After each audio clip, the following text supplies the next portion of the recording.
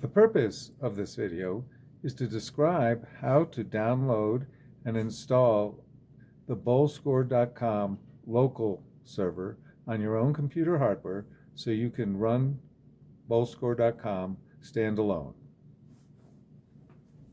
This is not for normal Bowlscore.com users. It's for those with a computer aptitude and a basic understanding of computer networking. Now this is my router. It's at 192.168.10.1.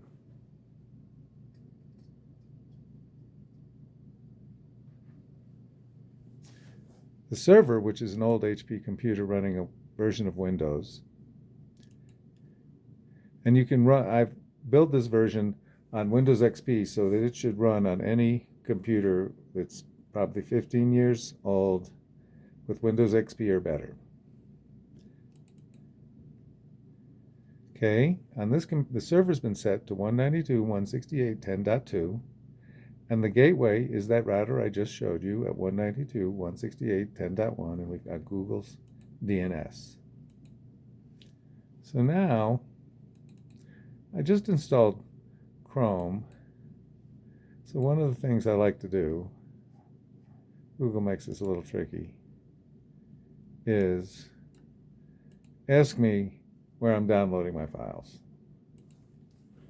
So I'm going to the Bowlscore.com cloud. There's a download option.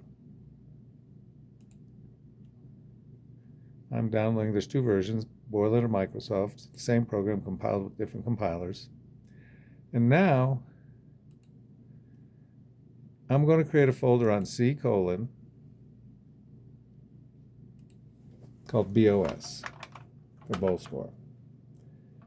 And now you can download it on any drive, network, or not, any folder name.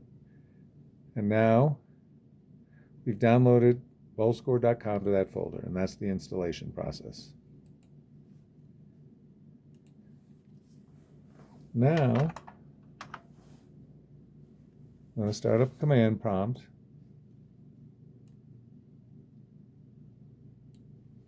And change to that folder I created. Here, that's the executable we just downloaded. So if you run it, the very first time it will create all the files it needs in that folder, never writes outside of the folder. And now here, the firewall popped up. You want to click Allow Access so that other people connected to your Wi-Fi system will be able to run Bowlscore.com. So we're going to click Allow Access. Now, you can start by running a browser on the same computer as the server. Even if you get the firewall wrong, that will still work. So now, the server reports what IP address it's selected. You can control this, but it guesses. And in this case, obviously it's the IP address of this computer we just saw. So it's 192.168.10.2. So in the browser, we type that, and the Bowlscore homepage comes up. Now, nearby we have a Samsung tablet connected through the Wi-Fi. And now, if we go to the same IP address, there's my default. Yeah, let's set it as my default.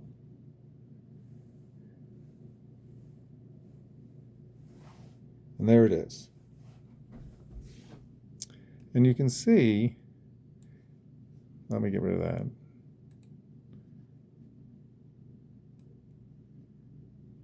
The server here shows we're at the logged out screen. I'm going to click About.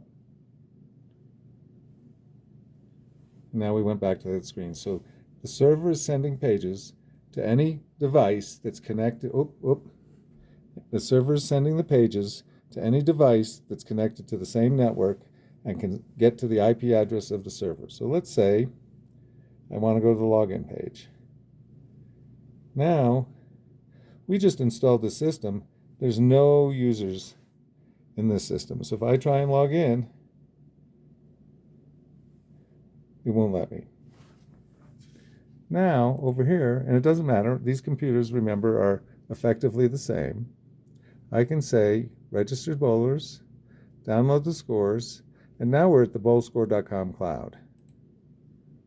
Okay, all my scores are now embedded in that web page, and if I say write, it will now write them out to this local system. So now going back to the login page over here,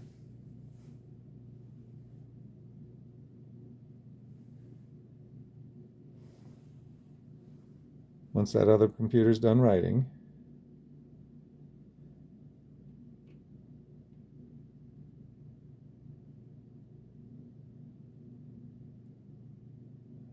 it's 6 years worth of data. Let's get this out of the way. So now I can log in to my account,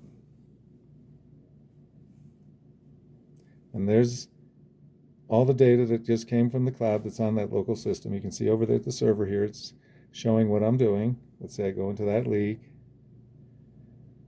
Okay, I'm going to start a bowling match. And now look, it's waiting for first shot. Just says, look, I'm on a spare pickup, I got a 10. Now I'm on a spare. So that's basically how the local bowlscore.com system works. Now, what are the applications? You might want to have a tournament where you use that displayed on screens for the different players, or just run your own system privately at a bowling alley, maybe. And you can think of your own. Of course, there are bugs in this application, and it's not as easy to upgrade because you have your own version. So there's the expectation that periodically we'll download a newer, upgraded and corrected version of the local server.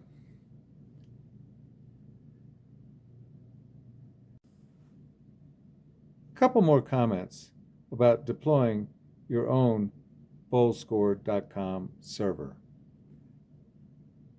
In this example, we've used HTTP communications, which is unencrypted. So to achieve encryption, it's mandatory that your Wi-Fi router be password encrypted so that when you connect, you have to put that password in. That's important to remember. 2, nowadays you can have this computer only has one IP address, but it's not uncommon if you're Wi-Fi connected, you're also wired in, or Bluetooth, or you name it, to have multiple IP addresses, and that might confuse the server. So there's 2 ways to address that. One way is to use an editor. In this case, it's on Windows, so I'm using Notepad. And you create a file called ls.txt. And in there you put the parameter ls server equals 192.168. Let's say I wanted it to run on 1.7. Now, when we start up Bosco, it's going to tell us it's using that IP address and fail because this machine doesn't have that IP address. But at this point is where it tells you the IP address it's using. Now, another approach, also, let's say I wanted to run, by default it uses port 80, the HTTP port. I could also say I want to run it on 1234. Then when you try to go there, you would have to type 192.168.10.2:1234.